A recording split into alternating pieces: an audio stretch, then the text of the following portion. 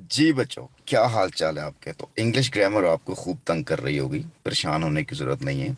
ये जो English sentence structure है ना, जिस दिन आपको इसके का मैकेनिज्म समझ लग गया, उस दिन आपको अंग्रेज़ी आ जाएगी। और इस मैकेनिज्म को समझने के लिए आपको चार कॉन्सेप्ट समझने हैं। क्या है नंबर वन कॉन्सेप्ट?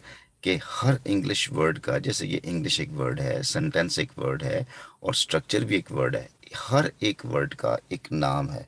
इन लफ्ज़ों को, इन वर्ड्स को अगर हम आपस में जोड़ना चाहें, इकट्ठा करना चाहें, तो उनमें एक तरतीब होती है, एक स्पेसिफिक ऑर्डर होता है। बगैर स्पेसिफिक ऑर्डर के हम उन लफ्ज़ों को आपस में जोड़ नहीं सकते। ये स्ट्रक्चर इंग्लिश सेंटेंस नहीं बनेगा।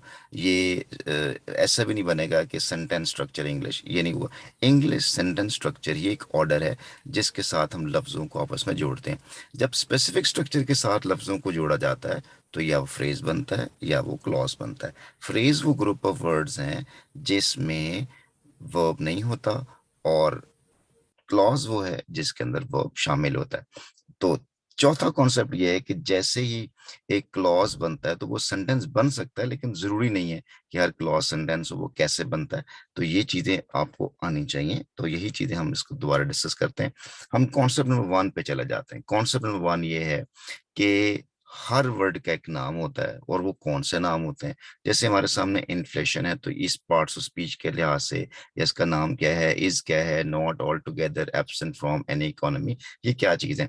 जारी बात है, पहला वर्ड पता होगा तो फिर हम उनको एक स्पेसिफिक ऑर्डर में जोड़ेंगे भी और तरतीब से लगाएंगे। मतलब इसको मैं ये नहीं कह सकता all together not is inflation from economy, नहीं ये कह सकता। क्यों? क्योंकि इसमें ऑर्डर होना चाहिए। तो ऑर्डर कैसे बनता है, सेंटेंस किस अंदाज से एक तरतीब के साथ आते हैं, ये चीज आपको सीखने वाली है। और इसमें सबसे इंपॉर्टेंट चीज आप जानते हैं क्या चीज है। इसमें देखें, आपको इन्फ्लेशन का नाम पता होना चाहिए, इसका, नॉट का, ऑल टुगेदर का, एब्सेंट का, फ्रॉम, एनी और इकोनॉमी की। अगर मैं आपको बताऊं कि इन्फ्लेशन आई ओ एन पे खत्म होने वाले मेजॉरिटी वर्ड नाउन होते हैं, तो इसका मतलब ये नाउन है। इज एक वर्ब है, और अगर ये वर्ब है तो आपको ये जरूर आपको आना चाहिए कि ये लिंकिंग वर्ब है कि मेन वर्ब है। ठीक है, ये एक्शन वर्ब है। नॉट का ताल्लुक चूंकि इज नॉट है, वर्ब के साथ है, तो ये इसको एडवर्ब ऑफ नेगेशन भी बोलते हैं। अब ऑल टुगेदर जो है, इसको कैसे समझना है। ऑल टुगेदर का वर्ड जो है ना, हम देखते हैं कि इसका ताल्लुक किसके साथ है। अगर मैं कहूँ inflation is not all together, तो ये तो कोई मीनिंग नहीं बन रहा। लेकिन इसका असल ताल्लुक है एब्सेंट से। इन्फ्लेशन इज नॉट एब्सेंट, ये असल में वर्ड बन रहा है। और एब्सेंट जो है ना, वो किसके बाद आ रहा है, इज। अगर आप ये ऑल टुगेदर निकाल दें तो हम लिखें inflation is not absent, sentence बन गया, मीनिंग बन रहा है। और इज बना हुआ है, इसके साथ आया हुआ है, इसका मतलब ये क्लॉज है। अब दूसरी बात ये है कि इसमें अगर आप इस ऑल टुगेदर को देखें, ये किसके लिए आया हुआ है, एब्सेंट के लिए आया हुआ है। और एब्सेंट चूंकि एडजेक्टिव है, दूसरी बात ये भी है कि इज, एम, आर, वाज, वर के बाद आने वाला वर्ड नाउन हो सकता है, एडजेक्टिव हो सकता है, वर्ब हो सकता है। तो यहाँ पे एब्सेंट एक एडजेक्टिव है, इस एब्सेंट के लिए ऑल टुगेदर यूज हुआ है। लिहाजा कोई भी वर्ड जो किसी भी एडजेक्टिव के लिए यूज होता है उसको हम एडवर्ब बोलते हैं। अब ये जो इसमें हमारा असल में मीनिंग कंप्लीट हो गया है। Inflation is not all together absent, किस में से, फ्रॉम एन इकोनॉमी। तो ये फ्रॉम प्रपोजिशन है। प्रपोजिशन असल में मार्कर होता है कि उसके बाद कोई ना कोई वर्ड आने वाला है जो कि नाउन है। एनी नाउन नहीं है। एनी असल में लफ्ज इकोनॉमी के लिए यूज हुआ जो कि नाउन है। तो नाउन से पहले आने वाले वर्ड, दुनिया का हर वर्ड एडजेक्टिव होता है, उसके लिए टाइप है। एनी को हम डिटर्मिनर भी बोलते हैं। ठीक है जी। तो ये हमारी इस तरह के नाम है, और आपको ये पता होना चाहिए। समझने के लिए आपको सबसे इंपॉर्टेंट चीज ये है कि इस सेंटेंस के अंदर सबसे इंपॉर्टेंट चीज क्या होती है, वर्ब। और ये इस देखें, इज वर्ब है। अगर ये इज वर्ब है तो आपसे पूछना है कि ये लिंकिंग वर्ब है या मेन वर्ब है। बिल्कुल लिंकिंग वर्ब है। तो लिंकिंग वर्ब मतलब कोई भी वर्ब सब्जेक्ट के बगैर नहीं होता। मैं किसके बारे में बात कर रहा हूँ, मैं इन्फ्लेशन के बारे में बात कर रहा हूँ। तो इन्फ्लेशन इज, ये दो वर्ड तो हो गए, इसमें वर्ब भी आ गया, लेकिन ये कुछ कंप्लीट नहीं है। हमें इसके लिए कंप्लीट करने के लिए कुछ वर्ड लगाना है। तो अगर वो एडजेक्टिव लग रहा है तो इसका मतलब ये कॉम्प्लीमेंट होगा। तो इन्फ्लेशन इज एब्सेंट, यहां तक बात कंप्लीट हो गई।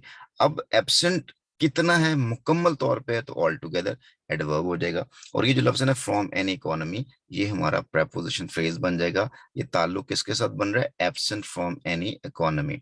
तो ये प्रेपोजिशन फ्रेज है, इसमें ये फ्रॉम प्रेपोजिशन, एनी डिटरमिनर कह लें, इकोनॉमी आपका नाउन कह लें। सही हो गया जी। अगर मैं इसी के सेंटेंस को ऐसे लिख दूं, inflation damages the economic structure severely.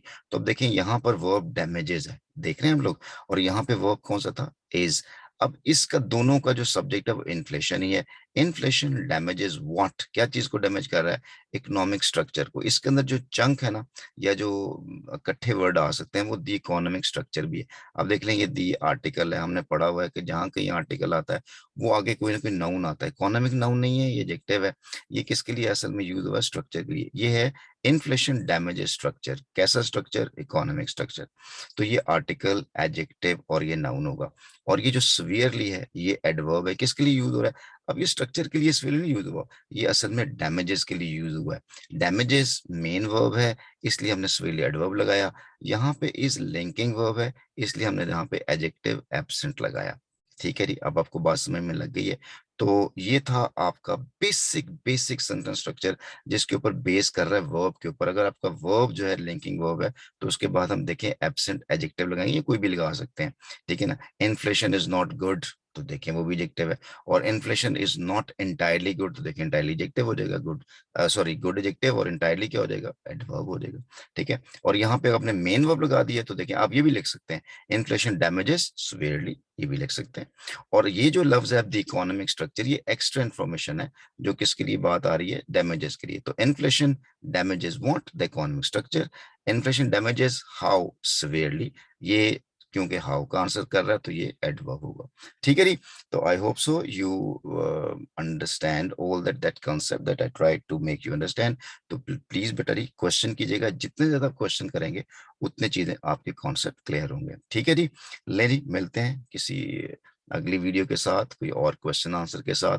तो इस उम्मीद के साथ, इस दुआ के साथ, ये बड़ा कीमती वक्त है, अभी अभी फजर की अजान हुई है, और इस लम्हे में जो दुआएं मांगी जाती हैं वो कबूल होती हैं। तो मैं आपसे दुआ करता हूँ अल्लाह ताला से कि मेरे सुनने वाले जो मेरे बच्चे हैं, जो तालिब इल्म है, जो स्टूडेंट, जो इंग्लिश को सीखना चाहते हैं, उनको ये कॉन्सेप्ट अच्छी तरह से समझ में आ जाए। तो दुआ में जरूर याद रखिएगा। इंशाल्लाह मुलाकात होती है अगली वीडियो।